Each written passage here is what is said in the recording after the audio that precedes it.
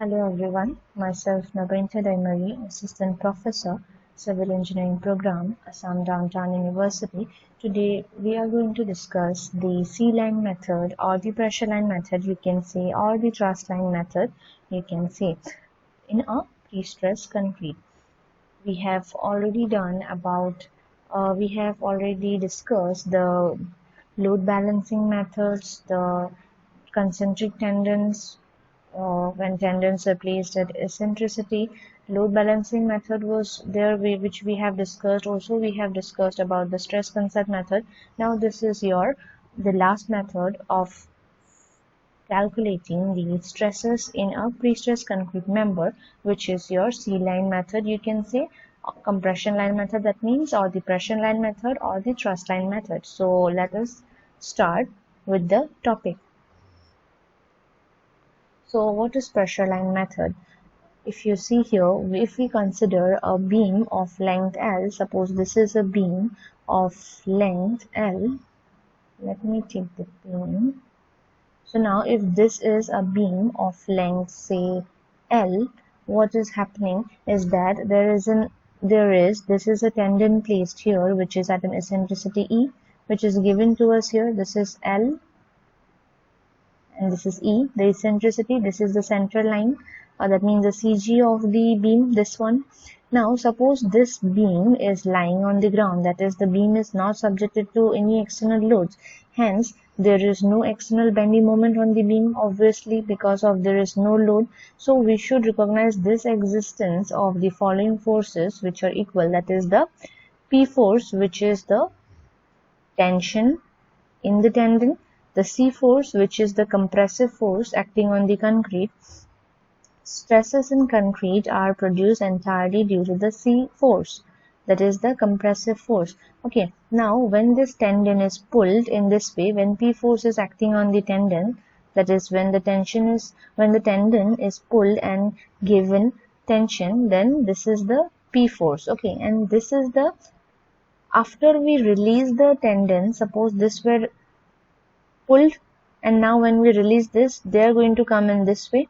So when they come in this way, they are known as the compressive force. That means they are creating some compressive force in this particular method, the pressure line method. Okay, so that force is the C compressive force, which is acting, is nothing but your C line. Okay, where the compression is acting actually. So now in the absence of any external bending moment, the C force, which is this, and the P force, which is this, act at the same level. Okay, that means here they coincide. Okay, that means suppose there is no external load, then what will happen? Your P line is also the C line, the same line. Sorry, it is not like this, it is together. Okay, this is the C line, this is also the P line. Okay, so they are coinciding and they are at the same level. Okay, the line of action of the P force is called P line. This is the line of action. Suppose here, if you take this example here, there is a beam, this is the P line. P line is the tendon line, because in the tendon we give the tension, so this is the P line, known as your P line, and this is your compressive force which is acting now here, and this gets shifted to a distance, and remember this is your CG of the beam and this is the compression line C. So now the P line is nothing but this, as I told you, and the C line is this, which is also known as the pressure line. The C line is also known as the pressure line or the thrust line, you can say. Now, hence, in the absence of any external bending moment, the P line and C line will coincide. Here, suppose there is no moment, this is another example. Suppose here it is no moment, so now here the C line and P line will be coinciding, there is no eccentricity. Okay, but suppose the beam is subject to a moment M. When a beam is subject to a moment M, suppose there is a load, and due to their load, one moment is there which is acting in this way, plus minus M by Z. So what will happen? Due to this moment now, since before there was no moment, so they were coinciding, the C line and the P line, but now here when you have a moment due to any external loading, what will happen? Your C line is going to shift from earlier what happened if there was no moment? This P line and the C line were together here only. That means when you used to give a pull to the tension tendons, that was P, that P would have given you some C value, that is the compressive force. Okay, but when you have a moment here, let me erase this, otherwise you may get confused. Okay, so when you have a moment here, what happens? This is your P line, this is your P line, that is a tendon line. Now when you have a moment, what happens? Your C gets shifted. Okay, your C gets shifted to some distance, which is known as that distance is given here to be A. Okay, therefore what happens? This shift of the C line from the P line is how much? External moment by P. It is given by P, M by P. Okay, when you have to find out the shift of the C line from the P line, we are going to divide the pressure by the moment. Okay, in other words, if we say the effect of the moment may be considered by shifting the C line by the distance M by P. When we have to consider, or we have to find out the effect of the moment, what we do, we shift the C line from the P line. Okay, now corresponding to the new positions of the C line, which is this, and its eccentricity, the stress distribution for the concrete can be determined. Now when you have a moment, you know what will happen. Your C line is going to shift from the P line always, and there is an eccentricity. Now considering this eccentricity of the C line from the CG, we are going to find out all the stresses, like in the earlier methods we had calculated. So here you see what is here, extreme stresses in the concrete will be how much now? Since we are considering now the compression, we are not considering now the pressure line, so we are given here C by A, but C is nothing but this P, because the P is nothing but the tension. This P was given this much P, that means the tendon was pulled P, and this much force is only going to come, pre-stressing force is only nothing but the C value, so C by A. Okay, that is nothing but P by A, you can see. That is the stress due to direct stress, which is uniform throughout the beam, as you know this thing. Now there is a moment here M, so what is going to happen?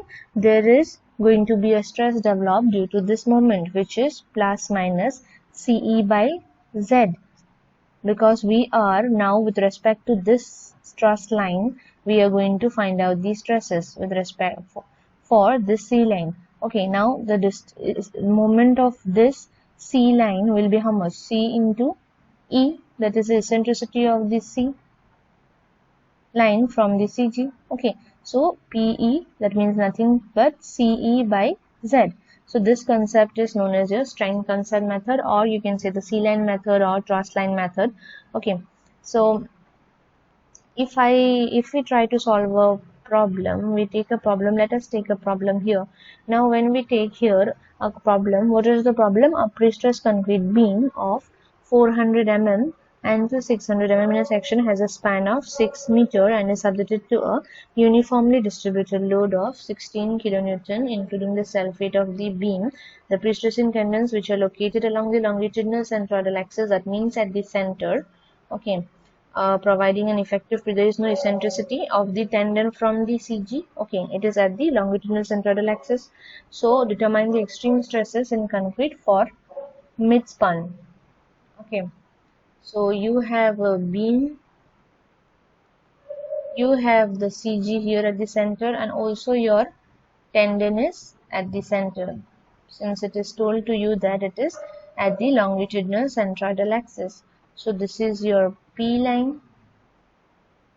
Okay, and this dimensions and all, you know, 400 into 600. So earlier what we used to do in stress concept method, whenever you had a concentric tendon, what are the stresses at the mid-span? What are the stresses at this mid-span?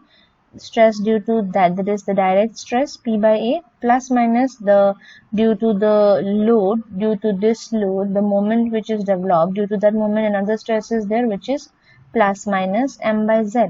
Okay, in this way you can find out the stresses at the top and at the bottom.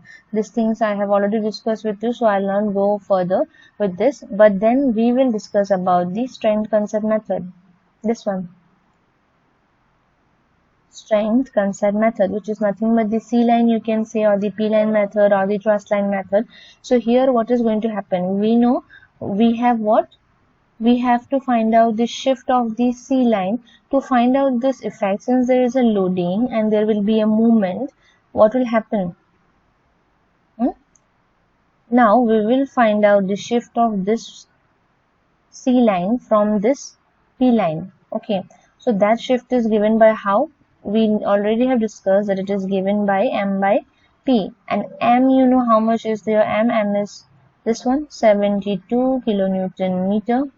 This one, and the pre-stressing force is how much here? 960 kilonewton. So we get your eccentricity to be 75 mm. So that means eccentricity of the C line is your 75 mm. Now you can find out the extreme stresses. Okay, how? Direct stress will be there, C by A, and we have how much? Plus minus CE by Z. Okay, due to eccentricity, now your C line has shift. This is your C line, and that is at an eccentricity of 75 mm. This means this portion is your 75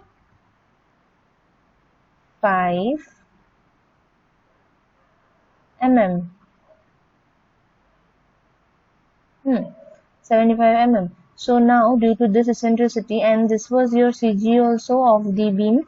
So now when your we are with respect to the central line, that means with respect to the C line, we are taking the stresses. So the C line with respect to the CG is E, and so its moment is how much? P into E, that means nothing but C into E, and it is above the CG of the beam, so it is plus minus, that means your moment is in this way. Okay, so plus minus CE by Z. So you can easily calculate here what is the top stress, what is the bottom stress, because this value you got it to be 4 plus minus 3 Newton per mm square. That means at the top it is 4 plus 3, 7 Newton per mm square, and at the bottom it is 4 minus 3, 1 Newton per mm square in this particular question. So in this way we have to calculate the strength, use the strength concept method in finding out. And you can see one thing, one difference if I show you, whether we use stress concept method or we use the stress concept method or we use the strength concept method, your stresses are always same, 7 at the top and 1 at the bottom. Here also 7 at the top and at the bottom it is 1. So these are just the methods of finding out the stresses.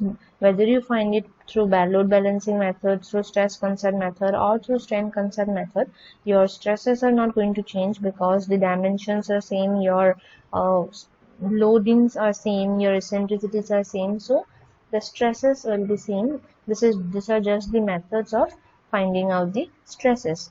Okay, you can compare your answers also, whichever method you know, or you, okay, this was your for an example we took today, stress concept method and strength concept method, but we also can do with the same question we also can do with load balancing method.